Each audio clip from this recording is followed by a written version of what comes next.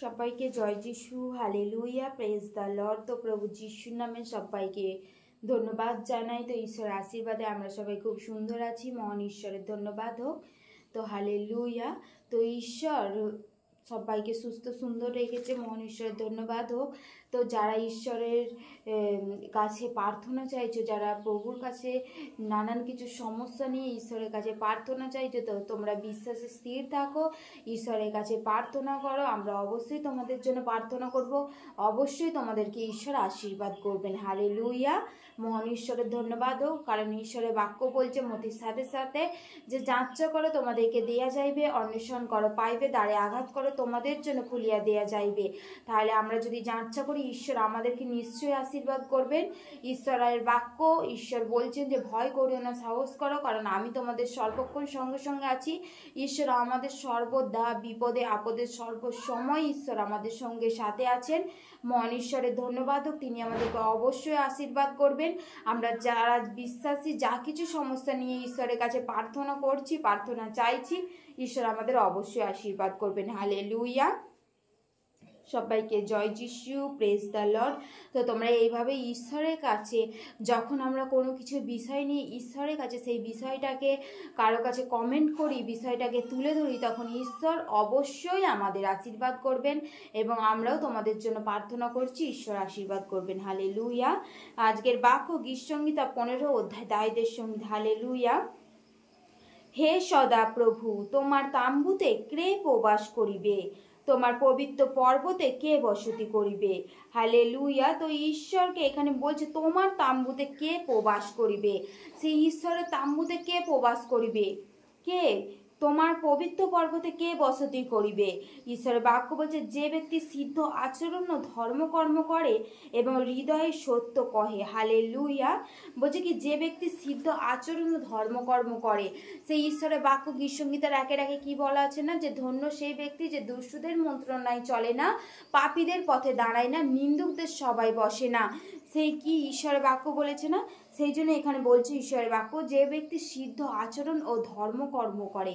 যে ব্যক্তি সিদ্ধ আচরণ, দেখো আমরা দেখতে পারি যে কোথাও যখন মহিলারা, যখন কোনো কলের পাড়ে হতে পারে, কোনো পুকুর পাড়ে হতে পারে, যখন একত্রিত হয়, তখন সেখানে কি হয়? সেই পরনিন্দা হয়, পরচর্চা হয়। যদি আমরা গিয়ে দেখি কোনো চায়ের দোকানে, হয়তো সেই মহিলারাও যদি কোথাও দেখি, সেই চায়ের দোকানে গিয়েও সেখানে কি দেখতে পাই? সেখানে কি অনেক পুরুষরা বসেও কি অন্যের নিয়ে সমালোচনা করছে। হালেলুয়া। তো দেখো, আমাদের কি সেই অন্যের নিয়ে সমালোচনা করতে আমাদের কি খুব ভালো লাগে? কারণ আমরা নিজেরা আমাদের কি নিজেদের বদনাম চাই কখনো? আমরা কি আমাদের নিজেদের বদনাম করতে পারি? কেউ করতে পারি আমরা? না।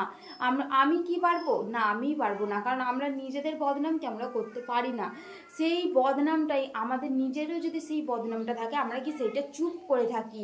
কিন্তু যদি সেই বদনামটা যদি আমাদের আশেপাশে যাওয়া কোনো ব্যক্তির হয়ে থাকে, যদি আমাদের কারোর মধ্যে যদি হয়ে থাকে, তখন কি তার নিয়ে আমরা সমালোচনা করতে লেগে যাই।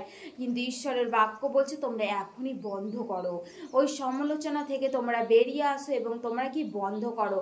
কারণ ঈশ্বর পবিত্র, ঈশ্বর পছন্দ করেন না। তো ঈশ্বরের সেই সর্বপ্রধান আজ্ঞার বিষয়ে কি বলেছে না, যে তোমার পাড়া প্রতিবেশীকে তুমি প্রেম করো। হালেলুয়া।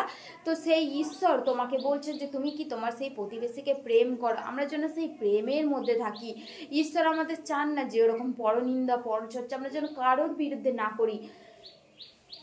কারণ তুমি কি সেই পরনিন্দা করছো ঈশ্বর অন্যের বিরুদ্ধে। কারণ ঈশ্বরের বাক্য বলছে তুমি বিচারকর্তা নয়, সেই জগতের মতন নয় যে কাউকে তোমাকে ঈশ্বর গুরু দায়িত্ব দেয়নি যে তুমি কারো বিচারে বসে যাও। তার বিচারের চেয়ে কি তোমার বিচার আগে হবে। হালেলুয়া। তো সেইগুলো যেন কি আমরা বন্ধ করি। ঈশ্বরের বাক্য বলছে যে পরিবার জিহ্বাগ্রে আনে না, মিথ্যের অপকার করে না, আপনার প্রতিবাসীর দুর্নাম করে না। হালেলুয়া। বলছে যে পরিবার জিহ্বাগ্রে আনে না, এই জীব যখন কোনো কিছু অন্য ভাষা, যখন এই অন্য ভাষা ব্যবহার করো, তুমি ঈশ্বরের শব্দ ব্যবহার করো, ঈশ্বরকে চেনো জানো, তুমি আরো গভীরভাবে চিনতে সাহায্য করো, ঈশ্বরের বাক্যের প্রতি তুমি ধ্যান দাও, কিন্তু অন্যের প্রতি নয়। অন্য কি করছে না করছে তাকে করতে দাও। তার জন্য কি সেই ঈশ্বর আছে, তার জন্য কি ঈশ্বর তার বিরুদ্ধে করবেন। কিন্তু আমরা যেন এখনই বন্ধ করি সেই কি অন্যের নিয়ে সমালোচনা। তোমার জিহ্বা জিহ্বা তোমার কিভাবে চলছে, তোমার জিহ্বা কেমনভাবে চলছে, নিজেকে শোধরাও এবং ঈশ্বরের বিরুদ্ধে হও না, ঈশ্বরকে ভয় করো। হালেলুয়া। বলছে যাহার দৃষ্টিতে পামর তুচ্ছনীয় হয়, যে সদাপ্রভুর ভয়কারী দিগকে মান্য করে, দিব্য করিলে ক্ষতি হইল, অন্যথা হয় না। হালেলুয়া। তো সে আমরা কাকে ভয় করব? সে ঈশ্বরকে ভয় করব। তো দেখো একটা বদ্ধ ঘরে যখন তোমাকে একলাকে রাখা হয়, তো দেখো আমরা অনলাইনে এখন কতই না আমাদের কি সর্বদা আমরা অনলাইনে থাকতে ভালোবাসি, আমরা ফেসবুক দেখি, আমরা কি সেই সব কিছুকে আমরা ফোনের মাধ্যমে পেয়ে যাই। হালেলুয়া।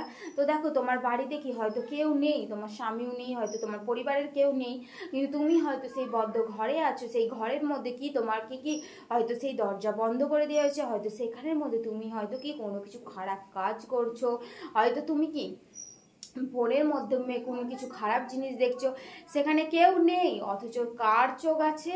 সেই ঈশ্বরের চোখ আছে। ঈশ্বরের চোখকে কি তুমি এড়াতে পারবে? ঈশ্বরের দৃষ্টি সর্বদা তোমার দিকে রয়েছে, তুমি কি করছো না করছো, ঈশ্বরের দৃষ্টি সর্বদা তোমার দিকে রয়েছে, তোমাকে দেখছেন ঈশ্বর। তুমি সেই ঈশ্বরকে ভয় করো, ঈশ্বরের আজ্ঞাকে ভয় করো, তবে কি ঈশ্বর তোমাদের আশীর্বাদ করবে। সেই ঈশ্বর সদাপ্রভুর ভয়কারী দিগকে কি করে? মান্য করে।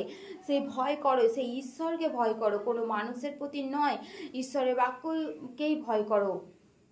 সেখানে ঈশ্বরের দৃষ্টি রয়েছে, তুমি কি করছো না করছো সেখানে ঈশ্বর তোমাকে দেখতে পাচ্ছেন এবং ঈশ্বরের দৃষ্টি রয়েছে। হালেলুয়া। তো সেই জন্যেই যেন আমরা সেই আমাদের সেই স্বভাব, আমাদের সেই চরিত্র, আমাদের যা কিছু আমাদের মধ্যে গুণাবলী রয়েছে, সেগুলোকে যেন আমরা পরিবর্তন করে বেরিয়ে আসতে পারি এবং ঈশ্বরের কাছে প্রার্থনা করি যেন আমরা বেরিয়ে আসতে পারি। আমরা সে আগের মতো নয়। একটা ভজন আছে না, হালেলুয়া, যে পরিবর্তন নতুন জন্মের পরে যখন আমরা ব্যাপতিস্ম নিই, যখন আমরা প্রভুতে ব্যাপতিস্ম নিই, তখন আমাদের কি সেই নতুন জন্ম হয়ে যায়, সেই পরিবর্তন আমাদের জীবনে নতুন এক পরিবর্তন আসে, সেই পরিবর্তন আমাদের জীবনে যেন আমরা ব্যবহার করি। হালেলুয়া। মহান ঈশ্বরের ধন্যবাদ হোক, ঈশ্বরের বাক্যে ঈশ্বর আশীর্বাদ করুক। হালেলুয়া। মহান ঈশ্বরের ধন্যবাদ হোক। সবাইকে জয় যিশু।